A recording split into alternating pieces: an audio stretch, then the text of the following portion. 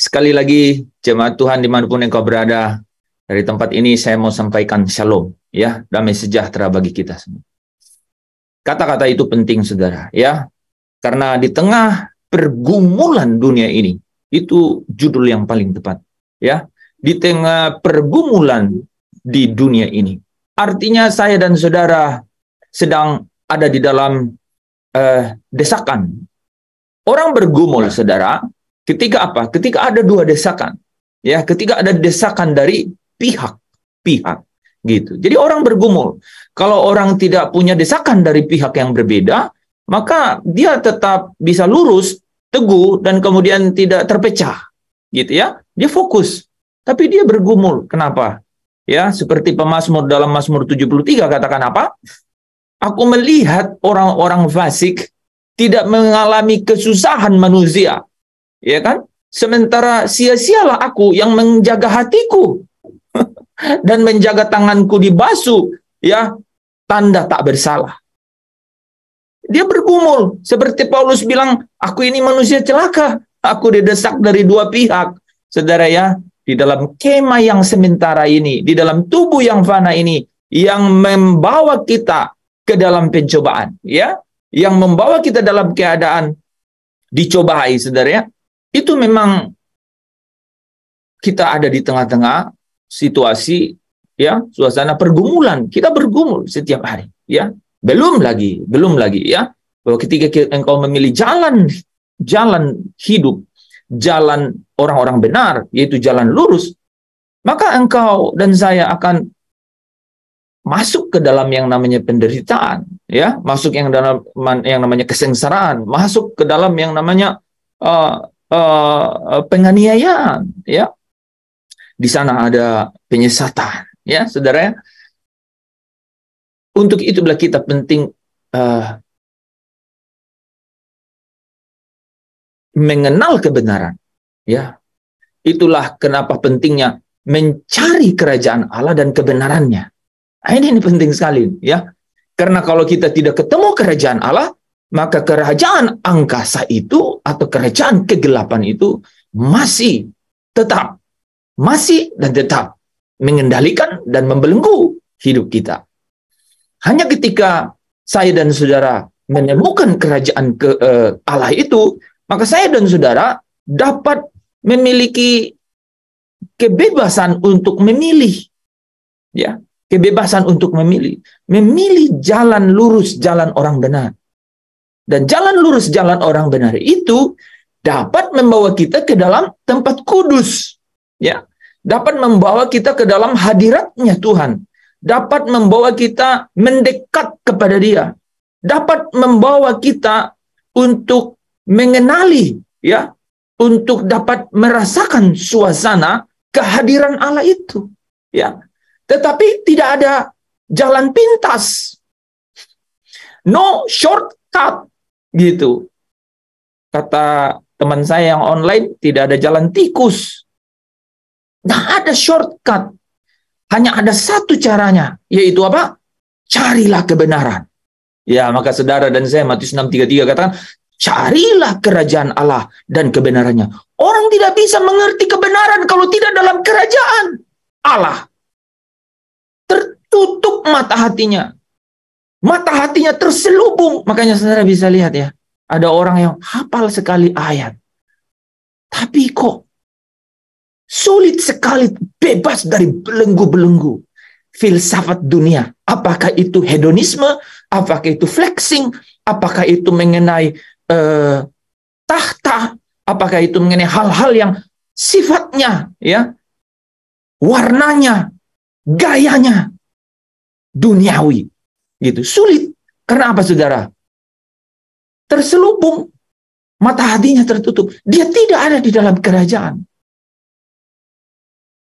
Saya sebut tadi di sel group, jangan sampai kita menjadi ahli-ahli Taurat di zaman milenial, atau orang-orang Parisi di zaman-zaman post milenium ini. Orang-orang yang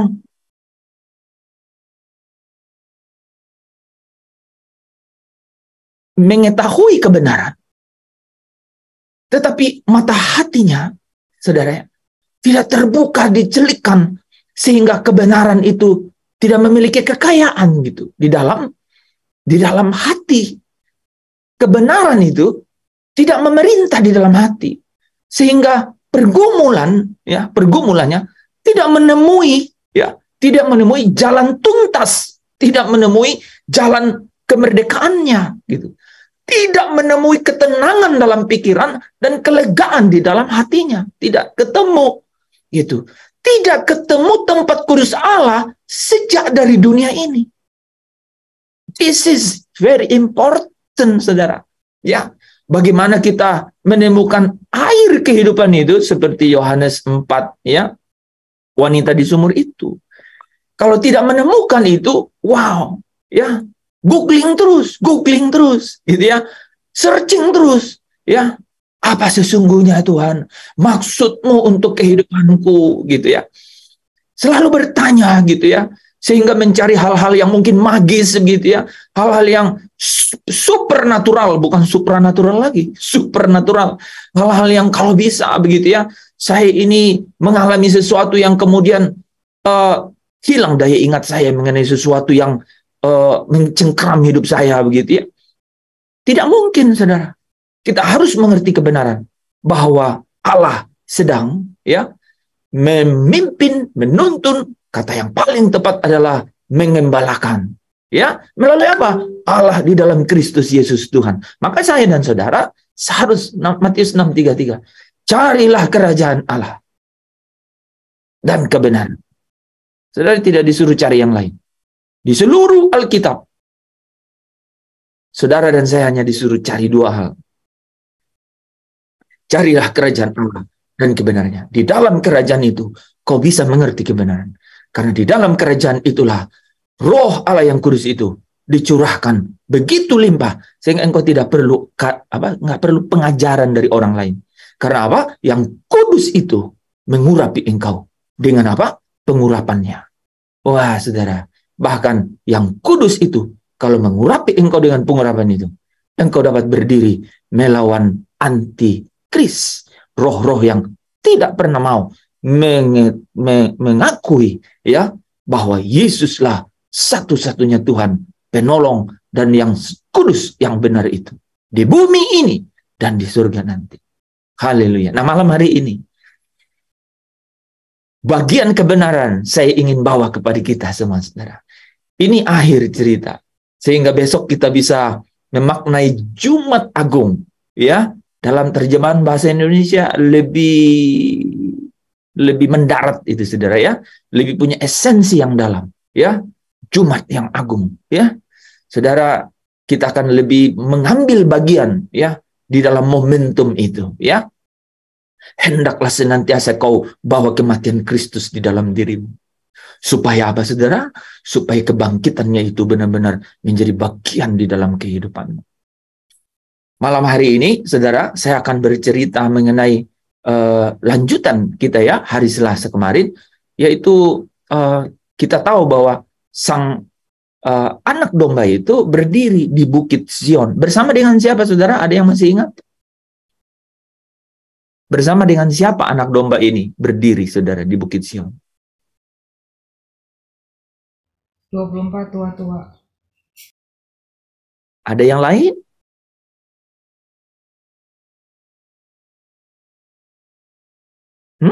Yang ikut hari Selasa pasti yang tahu.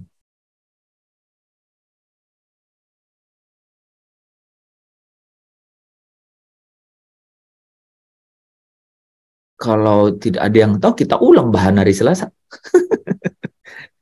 Ya. Hah? Anak domba itu berdiri bersama siapa ya, saudara?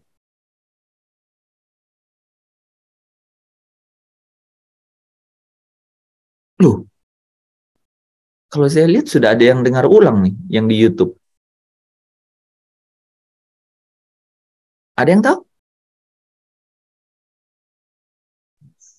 Dengan 144. Oke, siapa itu yang 144.000 orang?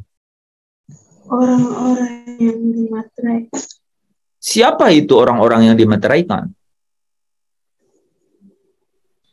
12. 12 suku Israel. Siapa mereka itu? 12 suku Israel dan 12 para rasul, Siapa mereka itu? orang Yahudi dan orang Yunani. Siapa mereka itu? Orang yang keluar dari apa tuh? Kita sudah terakhir di mana? Siapa mereka itu?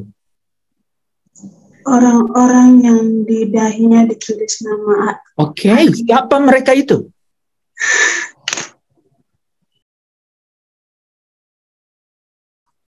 Siapa mereka itu? Siapa mereka yang dimeteraikan? Siapa mereka ini yang ada tanda nama Allah dan nama anak domba di dahinya? Siapa mereka ini?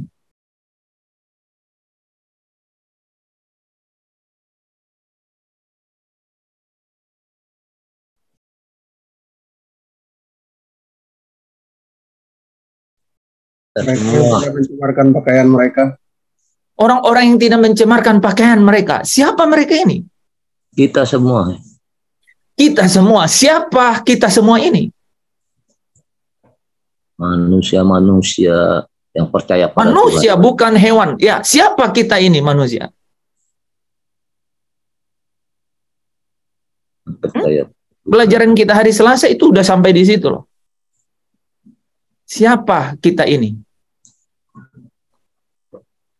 Ini kan besok Jumat Agung. Ada asnat? Nggak ada. Orang tebus. Mereka yang tadi Orang tebusan. Orang-orang yang ditebus. Orang-orang yang ditebus. Coba saudara buka Wahyu pasal 14. Itu kan bahasan kita kemarin.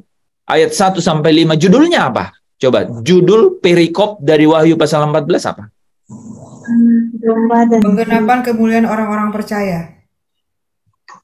Wahyu pasal 14. Buka Alkitabnya. anak domba dan pengikutnya dan ditebusnya. Kan itu judulnya. Kan? Anak domba ya dan pengikutnya yang ditebusnya. Nah, waduh, teman-teman ya, kita mundur kalau gitu 1-2 langkah ya. Karena itu penting sekali, itu jejak yang jangan sampai hilang. Karena saya mau masuk ke jejak berikutnya. Ya. Kita bisa mislink, tapi saya kok agak kecewa nih. Saya nggak apa-apa lah ya. Manusia kecewa, saya kecewa saya agak kecewa dengan saudara. Tapi ini antara kita kan, nggak apa-apa kan? Nih ya, hari Selasa kan justru topik yang paling penting bukan mengenai bahwa kita dimeteraikan, bukan mengenai yang dimeterai itu 144.000, itu sudah jelas. Dan bukan juga bahwa itu artinya mereka itu adalah ada tanda nama Allah dan nama anak domba di dahinya. Bukan itu lagi kan? Tapi yang kita fokus hari Selasa itu adalah siapa mereka yang dimeteraikan ini. Siapa mereka yang ada tanda di dahi. Ya, ini. Siapa ini? Ya, kan kita masuk ke mana? Mereka ini adalah orang-orang yang ditebus. Sampai saya bertanya di awal kan, apa arti ditebus? Ada yang masih ingat? Apa artinya ditebus? dibeli Dibayar. kembali, dibayar. Bayar lunas. Oke, dibeli kembali dan dibayar lunas. Sorry, dibeli kembali dan lunas dibayar. Gitu ya, supaya ya frasa Indonesianya enak kan? Kita ini dibeli kembali, ya, dan lunas dibayar, gitu. Ada nggak Pak yang dibeli kembali dan belum lunas? Saya sering, gitu misalnya kan? Iya, tapi ini dibeli kembali dan lunas dibayar. Kata dibeli kembali penting sekali. Karena apa? Yang namanya ditebus itu adalah barang milik sendiri.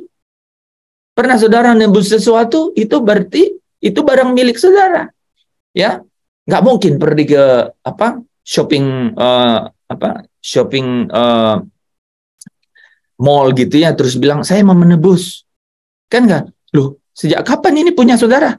Kan gitu ya. Coba ya, jalan-jalan di pasar, terus bilang sama ibunya, ibu saya mau tebus ini. Dia bilang pikir kamu siapa? Ya, pernah kapan miliki ini? Kan nggak kan? saya mau beli. Nah, tapi berbeda kalau saudara ke pegadaian. Ya, artinya apa? Saudara pernah menaruh sesuatu di situ. Ya kan? Nah, artinya apa? Saudara datang untuk membelinya kembali dan harus lunas. Bisa nggak? Ya, dicicil ulang lagi. Saya nggak tahu ya, metodenya mungkin ada ya. Tapi di dalam konteks ini, saudara, dibeli kembali dan lunas dibayar. Mereka itu loh, orang-orang yang ada tanda di dahi. Ya, orang-orang yang dimenteraikan.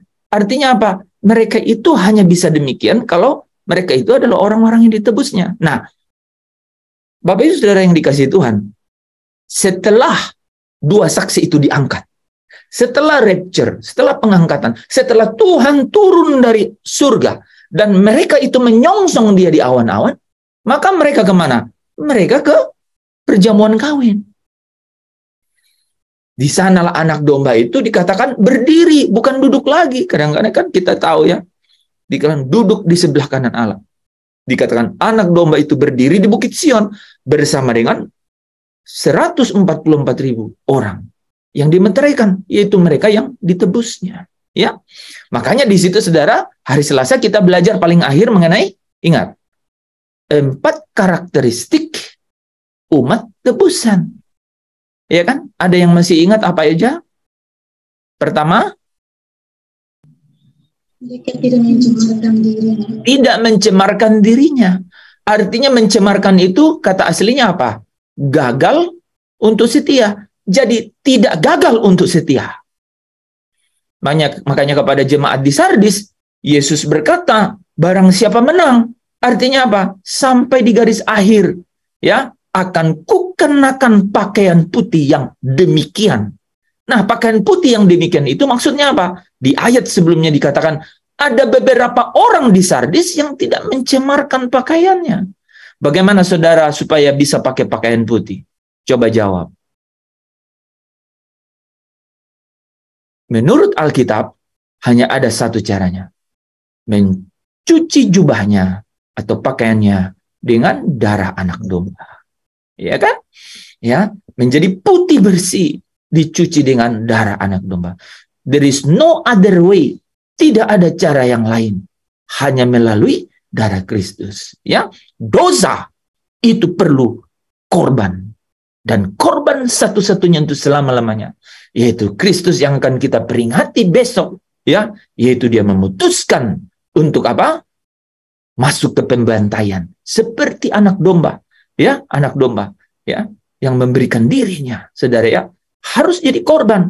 Darah itu tercurah, perjanjian itu kembali dibaharui, namanya perjanjian baru, dan dimeteraikan dengan darah anak domba itu. Sehingga apa? Sehingga dengan cara itulah dosamu yang merah seperti kermisi itu menjadi putih seperti salju. Artinya apa? Ketika itu sudah selesai, maka engkau memakai pakaian putih yang sudah dicuci dengan darah anak domba, bersih, putih, bersinar, ya, dengan darah anak domba. Nah, pakaian putih yang engkau pakai itu, yang engkau kenakan itu, jangan kau cemarkan.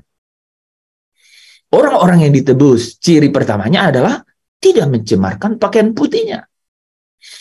Tapi orang yang belum pakai pakaian putih, jangan bilang bercemar, ya, karena sebenarnya pakaiannya belum putih, gitu ya. Nah, bagaimana caranya? Carilah kerajaan Allah. Orang harus ketemu kerajaan Allah supaya keluar dari kerjaan kegelapan, ya. Ketika dia mengaku Yesus sebagai Tuhan, dia percaya, dia dimeterai dengan Roh Kudus, ya, dosanya yang banyak itu katanya sudah dihapuskan, ya. Manusia lamanya itu sudah disalibkan bersama dengan Yesus di atas kayu salib, ya. Mati, Roma pasal 6 ayat 6. Jadi teman-teman, ya, Jumat Agung besok, kematian Kristus, ingat. Hal yang sangat relevan dengan orang-orang tebusan itu adalah apa? Jangan mencemarkan pakaian putihmu. Karena pakaian putih ini, saudara, itu adalah dicuci dengan darah anak domba. Artinya dengan darah Yesus, dosamu diampuni. Dosamu disucikan. Ya, itulah yang kemudian membawa engkau memiliki pakaian putih. kepada jemaat-jemaat di Sardis, Yesus yang mewakili jemaat, ya, atau sekelompok jemaat, sekelompok orang di tengah-tengah dunia ini, di sepanjang abad, Yesus berkata, ada beberapa orang, memang tidak banyak, saudara. Ada beberapa orang di Sardis yang tidak mencemarkan pakaiannya. Dan di ayat yang kelima, Yesus berkata, barang siapa menang. Artinya apa? Sampai akhir, ya, present tense, ya, dikatakan yang terus-menerus, ya, terus-menerus. Setiap waktu terjadi, barang siapa menang. Barang siapa yang menang, menang. Engkau yang lebih dari pemenang, gitu ya. Artinya menang, gitu. Akan kukenakan pakaian putih yang demikian, katanya, ya, yang tidak dicemarkan. Ciri umat tebusan yang pertama adalah tidak mencemarkan pakaiannya, ya. Artinya tidak gagal untuk setia. Yang kedua apa nih ciri umat tebusan? Mengikut anak domba. Saudara, ini rada-rada ngeri ngomongnya. Saya setiap kali ngomong ini, saya itu ciut hatinya. Siapa yang karena ayatnya bilang begini. Mereka adalah mengikut anak domba kemana saja ia pergi. Kemana saja anak domba pergi. Aduh, saya bilang, Tuhan, sering sekali ya, saya tidak pergi kemana engkau pergi. Ya, saya merasa begitu tuh. Ya, ayatnya bilang, mengikut anak domba kemana saja anak domba pergi. Ini teguran yang sangat sensitif gitu ya bagi saya, ya. Ya, saya tidak tahu saudara, ya. Kita punya perjalanan, ya, yang punya warna masing-masing, ya. Tapi saudara sadarkah, ya, bahwa kita sering dalam hidup ini tidak mengikut anak domba kemana ia pergi. Kita masih sering seperti domba yang tersesat, memilih jalan kita sendiri. Kalau ingat Jumat Agung, saudara, ya, Jumat ingat mengenai kita yang sudah ditebus, kita yang sudah dibeli kembali dari kerajaan kegelapan dan sudah lunas dibayar. Kita yang pakaiannya ini sudah dicuci dengan darah anak domba sampai berkilau-kilau bersinar seperti nubuatan dalam kitab Wahyu. Jangan lagi, ya, sampai cemar gitu, ya. Dan saudara, kita harus melihat diri kita, ya, bahwa jangan sampai, ya, kita ini tidak mengikut, ya, kemana saja anak domba ini pergi, ya. Dan saudara kalau mau ikut, mau mengerti mengenai itu, hanya ada satu caranya, ya. 1 Petrus 2 ayat 21-22 katakan, ya, ikut jejaknya, ya.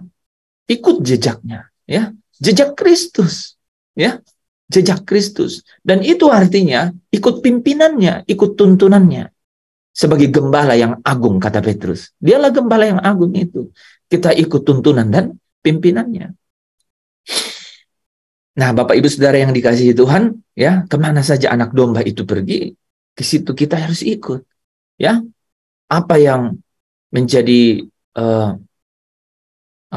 obsesi dalam hidup saya dan saudara? Ya, apa yang menjadi rencana-rencana dalam hidup saya dan saudara?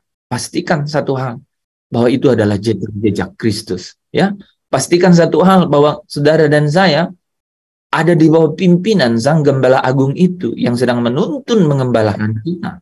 Di tengah, saya selalu pakai judul itu sekarang, pergumulan dunia ini. Pergumulan di tengah dunia ini. We are on wrestling, ya, in this world, ya. Pergumulan di tengah dunia ini, ya. Kita ingin menjaga hati kita bersih, membasuh tangan kita tanda tak bersalah. Tetapi kita melihat, ya, dunia ini, manusia di dunia ini, gitu ya, tidak mengalami kesusahan, sehat dan gemuk katanya, ya. Kita bergumul tentu saja dalam keadaan seperti itu. Hanya jika, ya, saudara dan saya masuk ke dalam tempat kudusnya Allah, ya, menikmati hadiratnya Allah, mencari kerajaannya dan kebenarannya. Dan kalau kebenarannya itu diam dengan segala kekayaannya di dalam diri kita, maka saudara, ciri kerajaannya itu damai, sejahtera, dan sukacita. Itu yang memerintah di hati. Tak ku ingin lagi indahnya dunia ini, karena ku yakin yang kau sediakan sempurna. Hanya dalam stage tertentu, ya, di dalam keadaan tertentu yang relevan dengan kerajaan itu, saya dan saudara dapat menikmati kelegaan itu, ya. Di sumur Tuhan ku teguk airmu, puaskan dahagaku. Luar biasa. Memang di situ tempat aku dan kau, umat tebusan itu, menikmati kemenangan. We are not truly freedom now, ya. Itu kita nggak benar-benar nih sekarang nih, saudara. Paulus bilang samar-samar. Why is that? Kenapa itu? Karena apa? Karena kita ada di dalam kemah yang fana ini. 1 Yohanes 3:2 katakan, saudara-saudara, kita ini memang anak-anak Allah, tapi belum nyata keadaan kita kelak. Tetapi kalau Dia itu menyatakan dirinya, maka kita akan sama dengan Dia dan melihat Dia dalam keadaan yang sebenarnya. Secara pada kesetiaannya luar biasa. Ujungnya itu Wahyu 22 ayat yang kelima. Ayat keempat, kita akan melihat wajahnya dan tanda namanya ada di dahi mereka.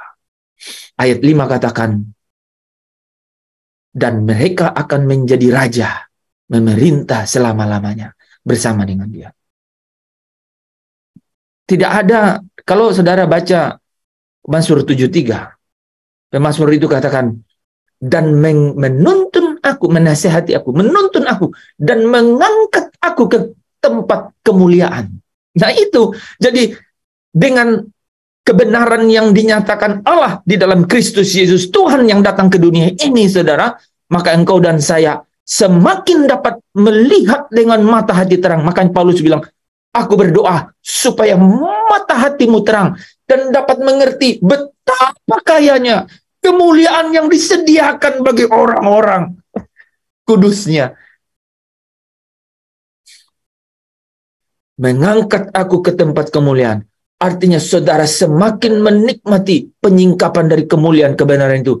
Dan engkau bisa berkata, tak ku ingin ini lagi indahnya dunia ini. Kulihat orang-orang fasik tidak mengalami kesusahan manusia. Kulihat sehat dan gemuk mereka. Tapi aku tidak berkata aku sia-sia menjaga hati bersih. Aku tidak berkata begitu. Ya, aku tidak berkata itu. Karena ku yakin yang kau sediakan sempurna. Yang diberkati boleh lambaikan tangan. Katakan dalam hatimu, amin, amin, amin, amin, amin. Yes, that's the way. Itu caranya menikmati kekayaan perkataan Kristus diam di antara kita. Saudara yang dikasihi Tuhan, menang. Malam hari ini, selain ya anak domba ini, saudara ya, berdiri bersama dengan orang-orang yang ditebusnya ini, dengan karakteristik demikian, saudara, mereka juga adalah dikatakan mereka memiliki nyanyian baru, nyanyian mereka yang menang. Nah, itu dibahas dalam Wahyu pasal 15. Ini adalah puncak, saudara, ya, sebelum masuk ke dalam kerajaan Bapa. Karena sebelum masuk ke dalam kerajaan Bapa, saudara, ada beberapa hal yang harus terjadi. Dan hal yang besar, yang salah satunya yang terjadi itu adalah apa, saudara? Adalah pencurahan 7 murka Allah. 7 malapetaka Allah. Yang nanti diakhiri dengan perjamuan Allah. Perjamuan besar. Ada perjamuan anak domba, ada perjamuan besar. Untuk orang-orang yang fasik, saudara. Ya, nah, kita akan bahas itu malam hari itu. Sebelum masuk ke situ ya, ini adalah akhir dari perjalanan rancangan damai sejahtera Allah. Ya, bagi orang-orang yang dimeteraikan, bagi orang-orang yang ada tanda nama Allah dan tanda nama anak domba di dahinya, bagi orang-orang yang ditebusnya, bagi orang-orang yang menang. Ya, malam hari ini ya kita akan belajar mengenai nyanyian mereka yang menang. Ya, Wahyu pasal 15 ayatnya yang kedua. Dan aku melihat sesuatu bagaikan lautan kaca. Ya, saudara ya, bercampur api. Kira-kira apa itu? Nanti kita lihat. Dan di tepi lautan kaca itu berdiri orang-orang yang telah mengalahkan. Jadi orang yang telah mengalahkan binatang itu dan patungnya dan bilangan namanya. Pada mereka ada kecapi Allah. Nah, ini menarik ya saudara ya. Ayat singkat ini itu menunjukkan sesuatu yang sebenarnya luar biasa. Ya, aku melihat sesuatu bagaikan lautan kaca. Saudara kalau mengerti kata-kata ini, ya, satu hari nanti saya akan bahas mengenai tahta Allah, ya, itu di Wahyu 4 ayat 6, itu muncul sebenarnya, ya. Dikatakan di hadapan tahta itu ada lautan kaca bagaikan kristal. Nah, jadi waktu bicara mengenai lautan kaca, itu berarti di sekitar tahta Allah. Gitu ya.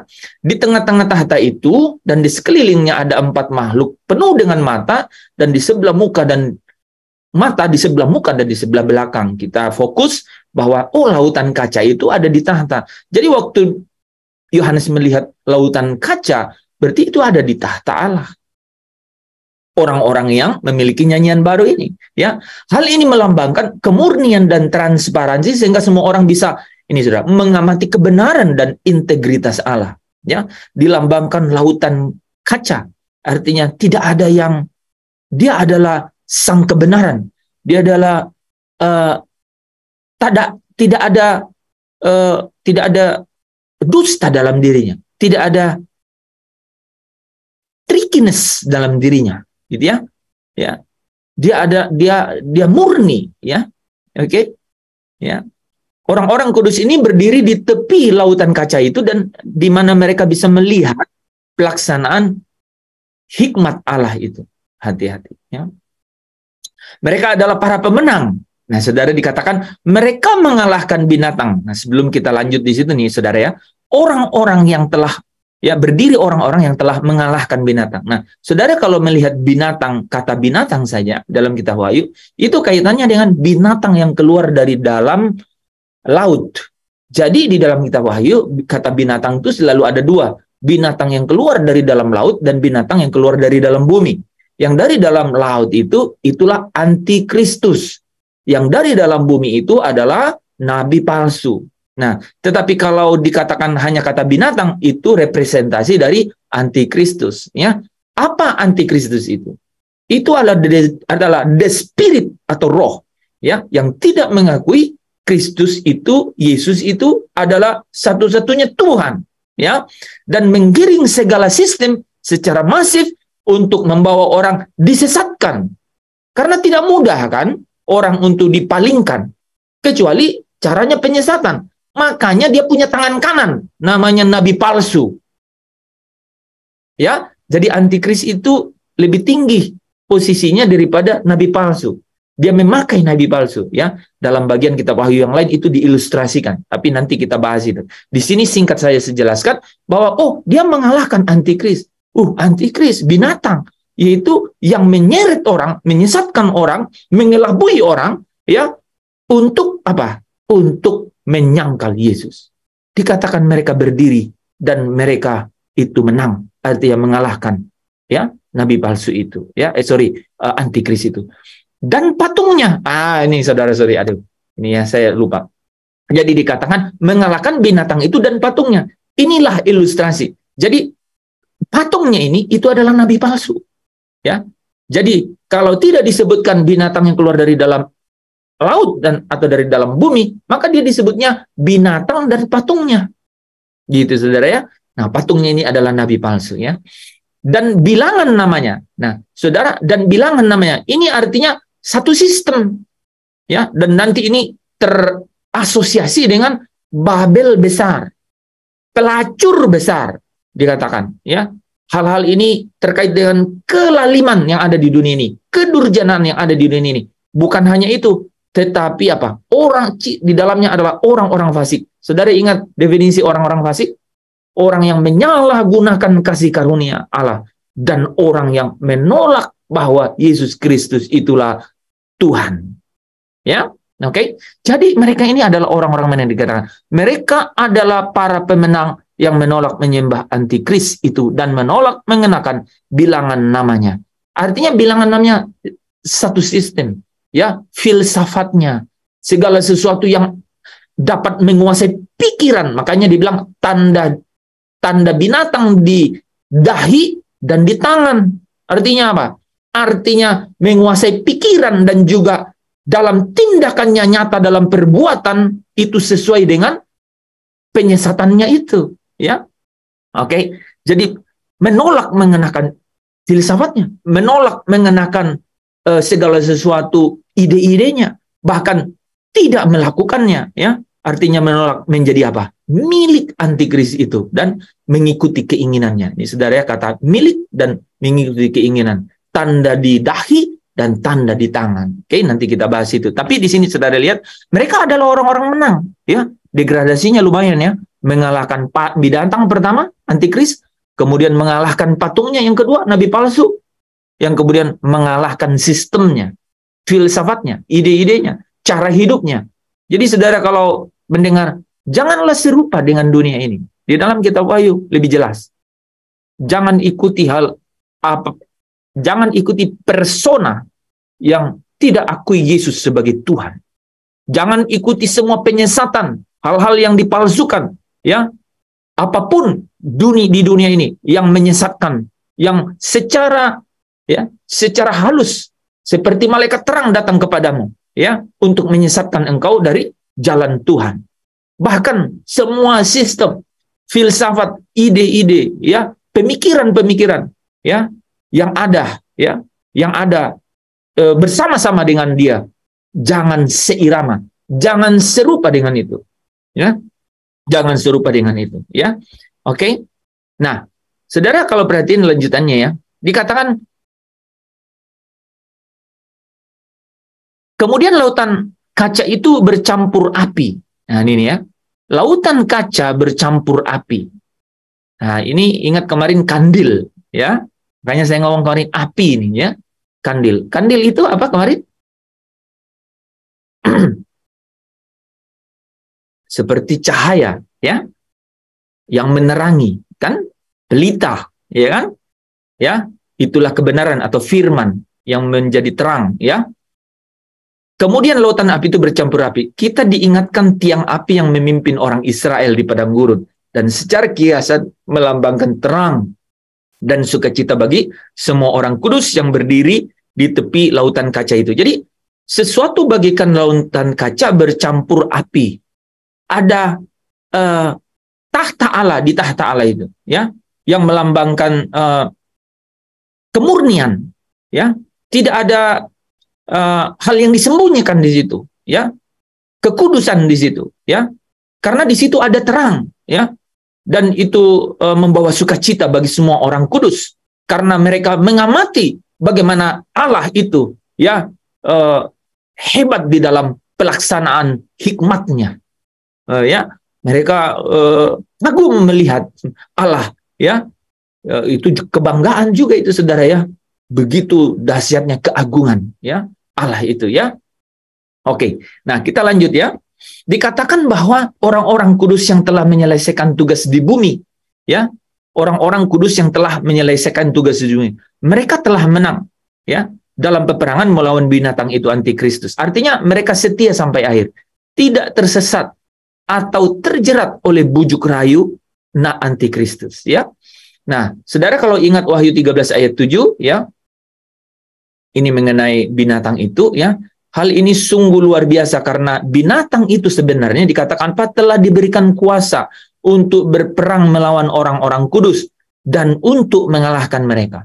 Tapi kalau sampai orang-orang ini bisa menang, orang-orang ini bisa mengalahkan binatang ini, maka tentulah orang-orang ini sangat luar biasa, ya, sangat luar biasa. Jadi saudara, di dalam pergumulanmu di tengah dunia ini, ingat, ya, bukan hanya pencobaan yang timbul dari keinginan-keinginan mata, keinginan daging, ya. Tapi pencobaan yang dibangun secara sistematis, masif, dan terstruktur oleh antikris. Oleh antikris, ya. Dan saudara, kalau saya kalau bisa mengalahkan itu, saudaralah orang-orang yang menang itu. Karena binatang ini, antikris itu diberi kuasa untuk berperang melawan orang-orang kudus. Tetapi mereka menolak menyembah antikris itu dan menolak mengenakan bilangan namanya.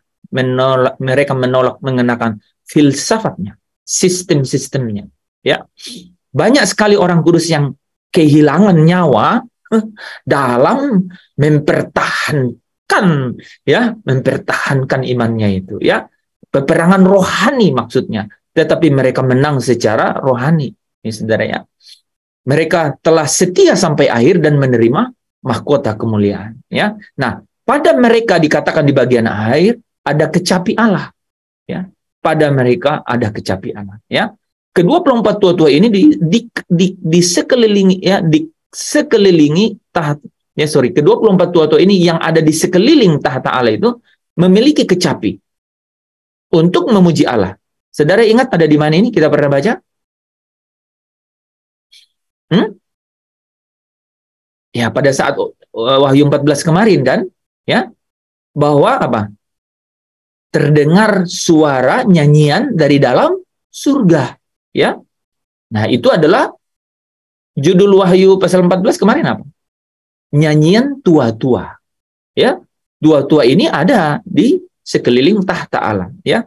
Nah, jadi di sini kecapi Allah berarti kecapi yang dimainkan bagi Allah. Makanya di sini ada kalau kemarin kita nyebutnya apa? Musikal surgawi. Yang saya bilang kemarin, kadang-kadang kita mimpi gitu ya. Atau ada orang yang sharing ke kita, dia mimpi. Pokoknya saya mimpi, kemudian dengar suara gitu ya.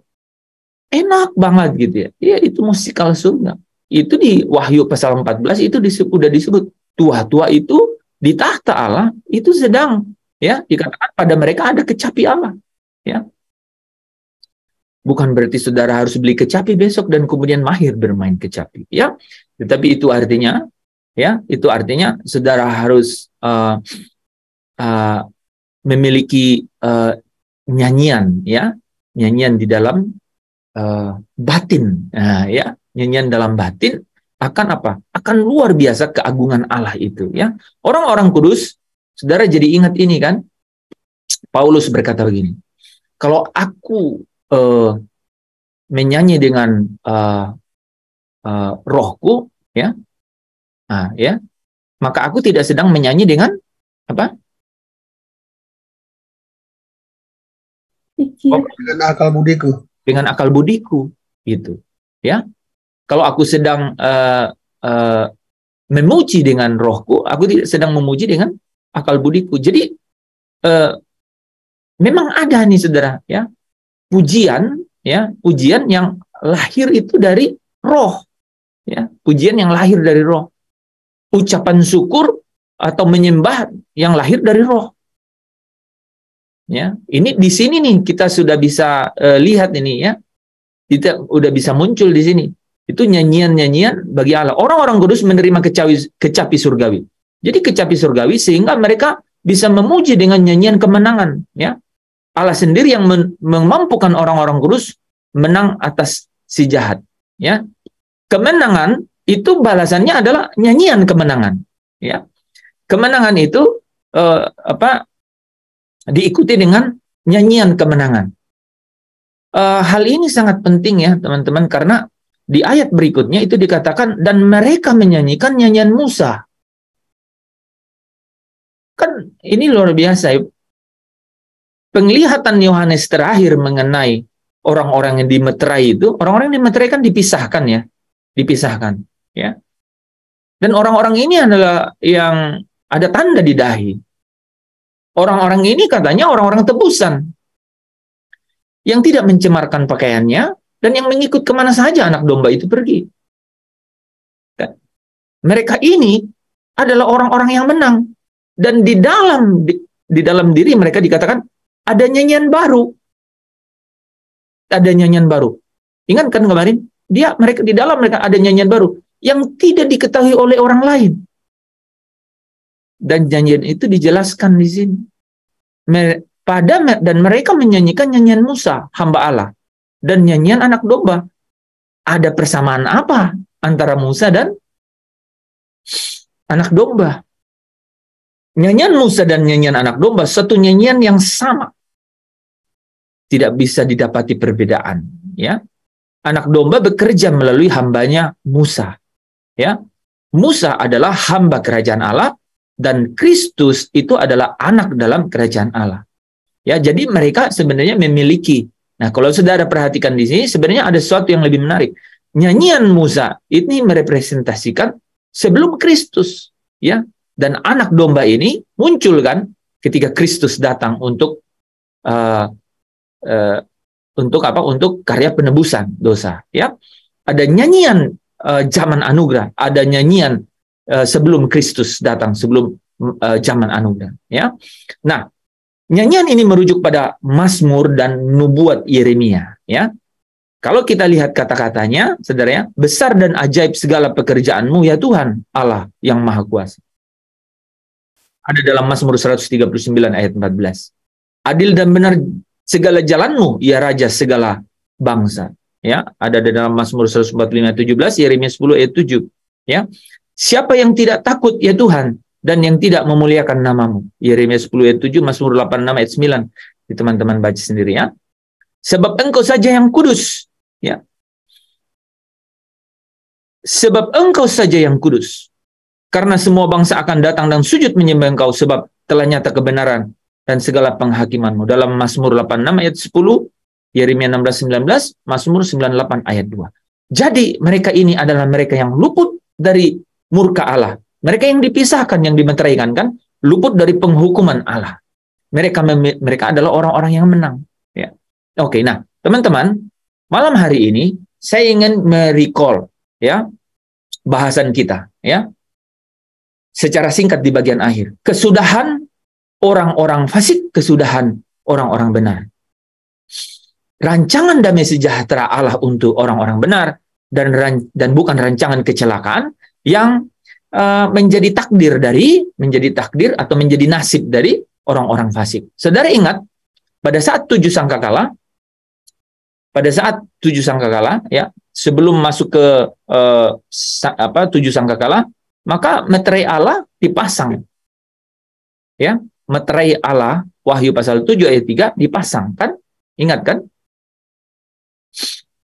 Dan Wahyu 8 ayat 13, Wahyu 9 ayat 12, Wahyu 11 ayat 13 tiba-tiba muncul di langit, ya, burung nasar. Mari kita baca ayatnya dulu, ya, satu persatu.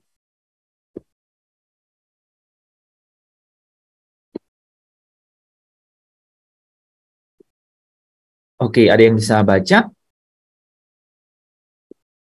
Sebelum sangkakala dimulai, ada pernyataan ini di Wahyu pasal 7.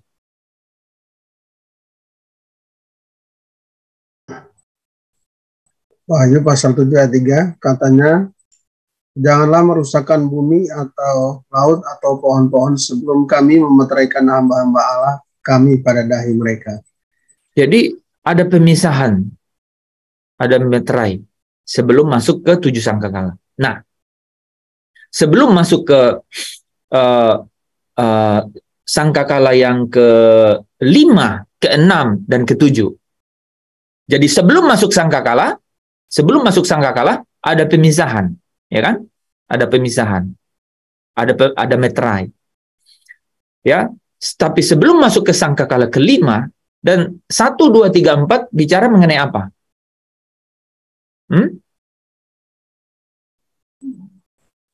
Merusakan Allah yang yang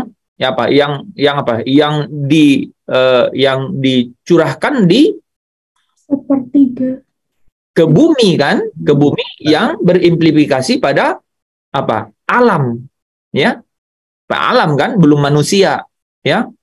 1, 2, 3, 4, ya, sepertiga laut, sepertiga sungai, ya, sepertiga benda-benda langit, ya.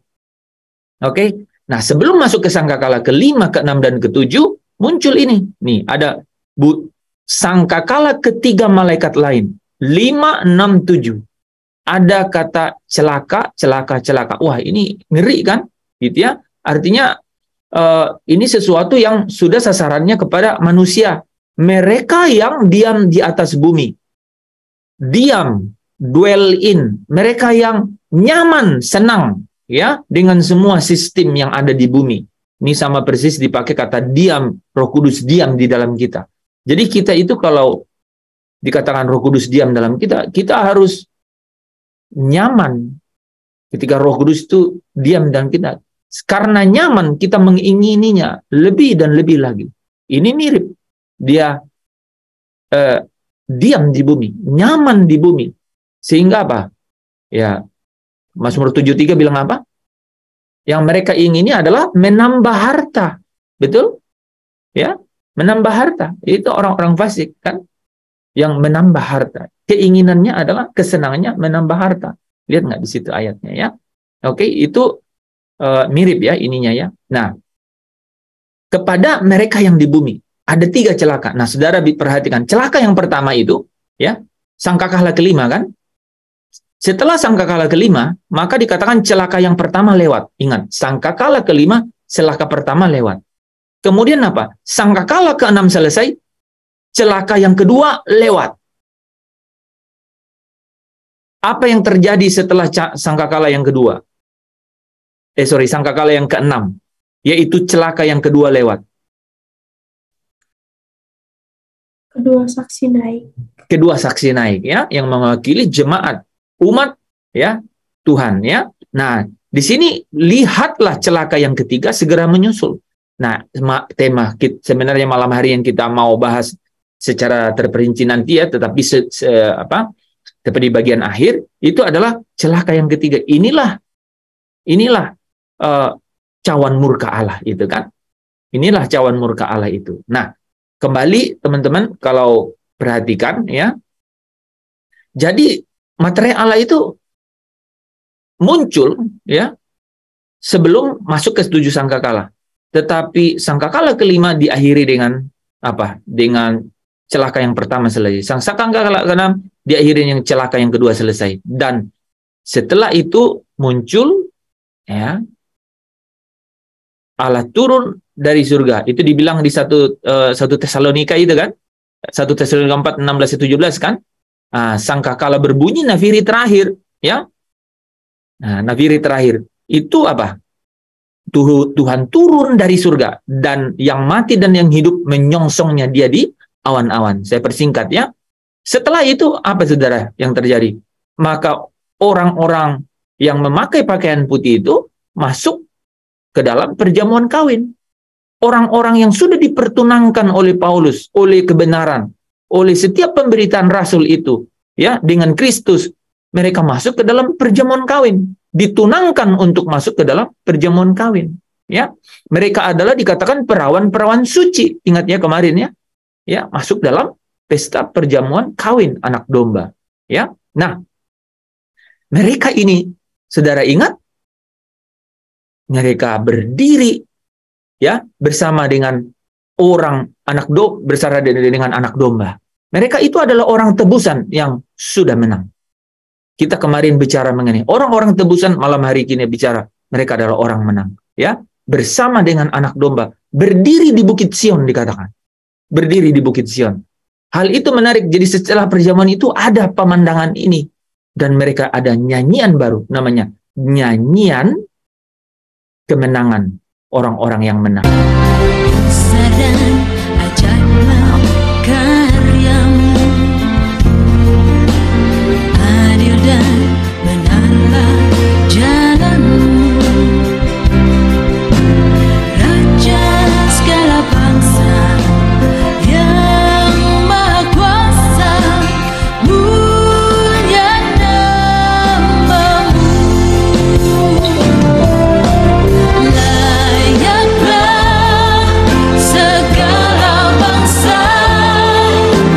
Sujud kepadamu.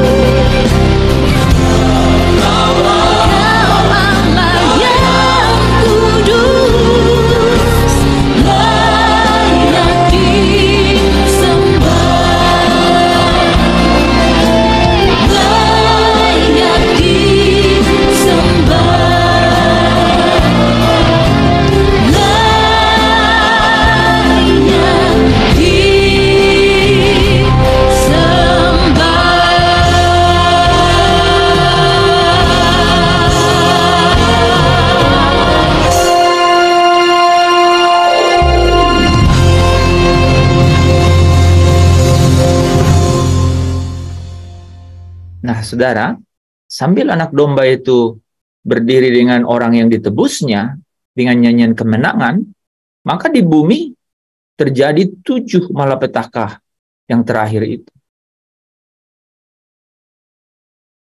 Ya, 7 malapetaka yang terakhir, dan di ujung malapetaka yang terakhir ini itu muncul yang namanya perjamuan Allah.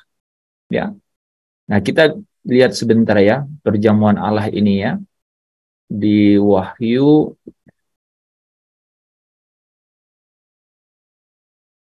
pasal 19. Jadi ada anak domba punya perjamuan, tapi juga ada perjamuan yang lain nih terjadi, saudara. Ya.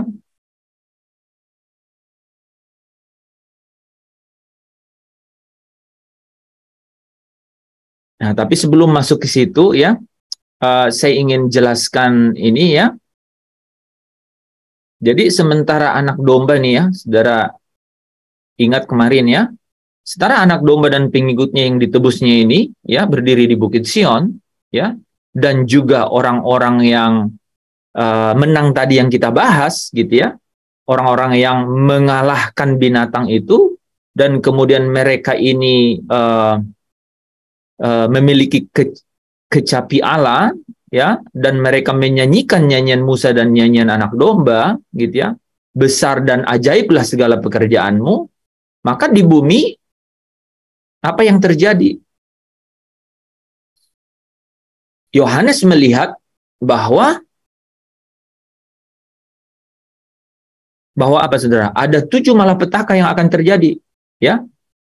Tetapi yang menarik di sini dikatakan bait suci itu dipenuhi asap. Itu tanda kemuliaan Allah dan kuasanya. Dan disampaikan sebelum berakhir ke-7 malapetaka dari ke-7 malaikat itu dikatakan seorang pun tidak dapat memasuki bait suci. Nah ya, seorang pun tidak dapat memasuki bait suci.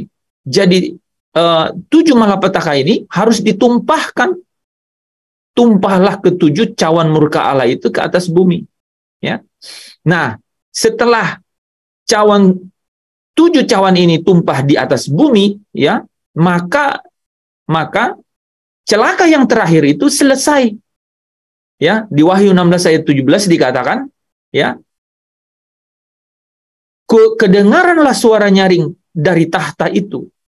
Katanya, sudah terlaksana. Nah, jadi kalau saudara ingat, celaka yang pertama di akhir dari sangkakala kelima, lewat. Kemudian di akhir sangkakala ke-6, celaka kedua lewat. Di akhir 7 cawan itu, celaka yang ketiga segera menyusul.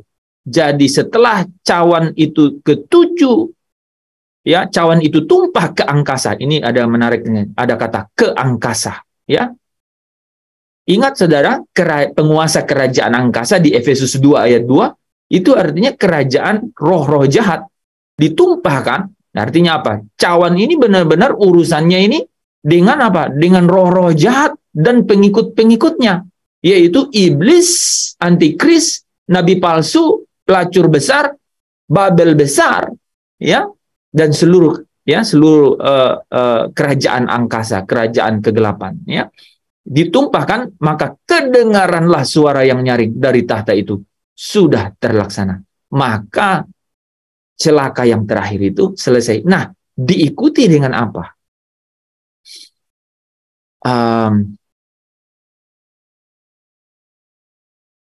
Nah, diikuti dengan apa, saudara? Di sini ada binatang serta nabinya itu dikalahkan. Ya, binatang serta nabinya itu dikalahkan. Tapi muncul perjamuan Allah, perjamuan yang besar. Ada apa di situ? Wih, ngeri karena apa? Burung-burung yang terbang di langit dibilang, marilah, berkumpullah, katanya. Buat apa? Makan daging dari semua raja, dan daging semua panglima, daging semua pahlawan, dan daging semua kuda, daging semua penunggangnya, daging semua orang. Ini terjadi setelah binatang serta nabinya itu dikalahkan oleh siapa? Oleh penunggang kuda. Ya. Nah, penunggang kuda ini dijelaskan di ayat sebelumnya itu adalah Kristus dan kemudian orang-orang kudus dari surga, ya. Di sini dikatakan saudara, dan semua orang lain itu dibunuh dengan pedang yang keluar dari mulut penunggang kuda itu, dan semua burung kenyang oleh daging mereka. Itu yang disebut perjamuan Allah, perjamuan yang besar. Ya, akhir dari 7 malapetaka itu, dan diikuti dengan sang penunggang kuda putih ini dan tentaranya, ya. Itu turun dari langit, ya, turun dari surga, ya, dan kemudian semua orang itu dibunuh dengan pedang, ya, sehingga semua burung itu kenyang dengan daging-daging mereka, ya. Nah, Wahyu sebentar, ya, kita kembali ke slide, ya. Jadi ada perjamuan Allah yang ada di ujungnya. Nah, setelah 7 malapetaka ini, maka saudara, ya, tadi dikatakan di situ apa? Maka binatang, ya, dan juga, ya, patungnya itu dan nabi palsu itu dikalahkan, kan? Kemudian juga iblis dikalahkan dengan lupa ini muncul di mana.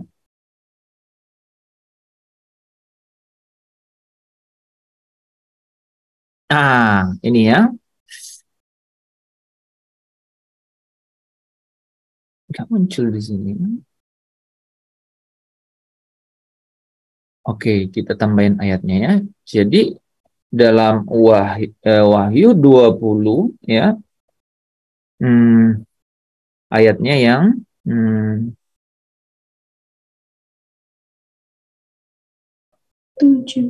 7 sampai 10 ya. Nah, ya. Setelah perhatiin saudara, setelah binatang serta nabinya, nabi palsu. Tadi kan urutannya antikris dan nabi palsu. Setelah itu iblis dihukum. Kan? Iblis dihukum, ya. Nah, saudara perhatikan di sini ya, iblis dihukum. Kita balik supaya bisa kelihatan. Oke. Maka turunlah mana nih? Tetapi dari langit, nah dari langit turunlah api menghanguskan mereka. Dan iblis yang menyesatkan, iblis ini langsung ke persona, yang menyesatkan mereka, dilemparkan ke dalam lautan api dan belerang. Ya, yaitu tempat binatang dan nabi palsu itu. Jadi sudah lebih dahulu kan tadi ya, binatang dan nabi palsu sudah lebih duluan. Jadi ada urutannya. Yang mengalahkan nabi binatang dan nabi palsu siapa? Penunggang kaki kuda putih kan? Yesus tadi, Yesus itu dan tentaranya yang turun dari surga kan? Ya. Nah, tapi kemudian dikatakan di sini dari langit turunlah api yang menghanguskan mereka. Ini tafsirnya itu saudara, itu Allah sendiri, ya. Allah sendiri, ya. Kemudian setelah itu mereka disiksa siang dan malam selama-lamanya di dalam Gehenna atau lautan api. Nah, oke. Nah, setelah itu artinya apa setelah itu? Maut dikalahkan. Ya. Ya. Seluruh ya di dalam 1 Korintus 15 ya, 24 sampai 28 kan? Ya. Dan segala penguasa ya tunduk di bawah kakinya. Allah yang membuat tunduk di bawah kaki Kristus. Saudara kalau bayangkan ayat itu, kejadiannya itu tuh. Ya, antikris, nabi dan nabi palsunya dan kemudian iblis dikalahkan. Nah, setelah itu saudara baru muncul ya orang-orang benar di sekitar tahta Allah, ya. Ya, di kota Allah ya yang penuh dengan kemuliaan Allah, mereka akan menjadi umatnya dan ia akan menjadi Allah mereka. Dan setelah proses itu jalan di atas, maka muncul juga penghakiman terakhir ya untuk kesudahan orang-orang fasik ya. Kan tadi iblis sudah, binatang antikris sudah, nabi palsu sudah, Sekarang pengikutnya manusia nih sekarang.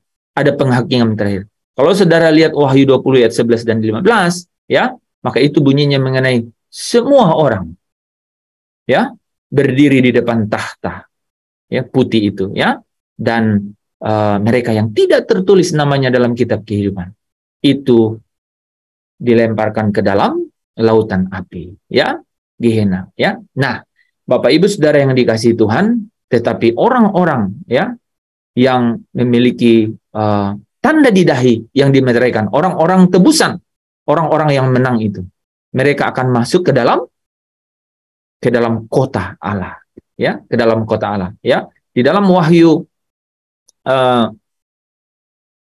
pasal 21, ya, Wahyu 21 ayat 3 dikatakan, lalu aku mendengar suara nyaring dari langit, lihatlah kemah Allah ada di tengah-tengah manusia, dan ia akan diam bersama-sama dengan mereka.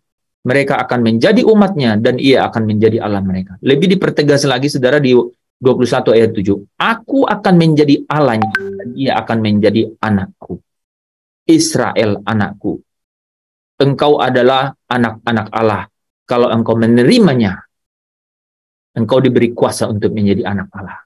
Ya, yaitu engkau yang percaya, ya, yang dimeteraikan dengan Roh Kudus, ya, yang Roh Kudus berdiam di dalam engkau, ya. Nah, di suasananya digambarkan di ayat 3 sampai 5 di Wahyu 22, kan? Tidak ada lagi laknat, ya.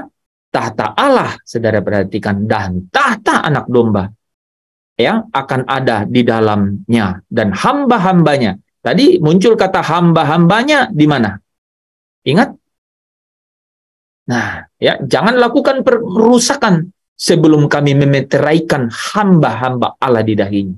Sekarang hamba-hambanya ini ada di tahta Allah, ya, akan beribadah kepadanya. Dikatakan mereka akan melihat wajahnya. Saudara kalau ingat 1 Korintus 13, Paulus berkata, sekarang aku melihat, ya, secara samar-samar seperti di dalam cermin, tapi satu hari nanti aku akan melihat muka dengan muka. Ya, mereka melihat wajahnya. Saudara juga kalau ingat 1 Yohanes 3 ayat 2, sekarang kita ini memang anak-anak Allah, tapi belum nyata keadaan kita kelak. Tapi kalau ia menyatakan dirinya, kita akan menjadi sama seperti dia dan melihat dia dalam keadaannya yang sebenarnya. Melihat dia dalam keadaan yang sebenarnya. Ya, dan namanya tertulis di dahi mereka. Dan malam tidak akan ada lagi di sana. Dan mereka tidak memerlukan cahaya lampu dan cahaya matahari. Sebab Tuhan Allah akan menerangi mereka, dan mereka akan memerintah sebagai raja selama-lamanya. Kemenangan orang-orang yang ditebusnya. Ya, saudara, ya, saya ulang. Kemenangan orang-orang yang ditebusnya. Adakah orang-orang yang ditebus dan tidak menang?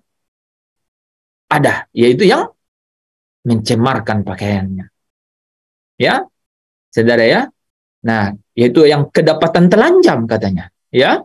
Bahkan kedapatan telanjang, tidak memakai pakaian, ya.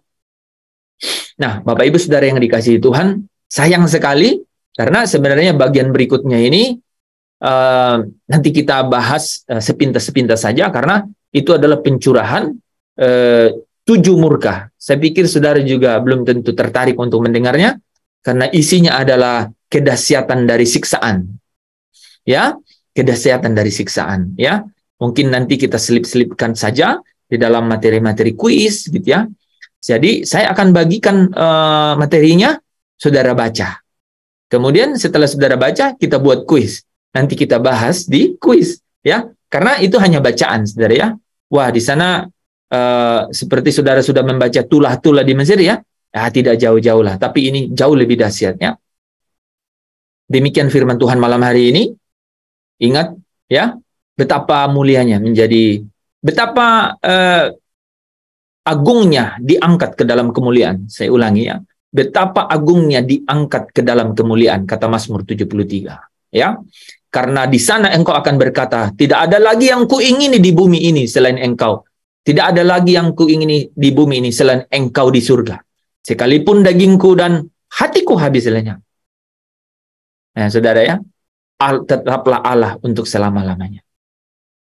Semakin kita mengenal, semakin kita mengerti, semakin perkataan Kristus itu ya, memiliki kekayaannya di dalam kita, maka dialah yang akan memerintah di hati kita. Sehingga apa?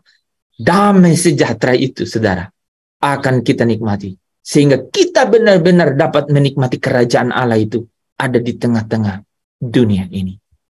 Terpujilah Kristus. Selamat menyongsong Jumat Agung. Dan kita jumpa dalam ibadah besok. Ibadah Jumat Agung. Ya, mari kita bersyukur kepada Tuhan. Bapa, kami menikmati kehadiran-Mu di tengah-tengah kami melalui setiap kebenaran yang sungguh-sungguh disingkapkan, sehingga kami dapat melihat bahwa kemuliaan yang akan kami lihat dinyatakan kelak. Itu tidak sebanding dengan penderitaan sekarang ini.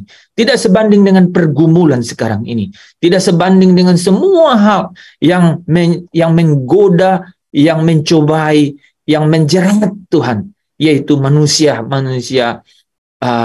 fana yang adalah kemah yang sementara di dalam diri kami ini.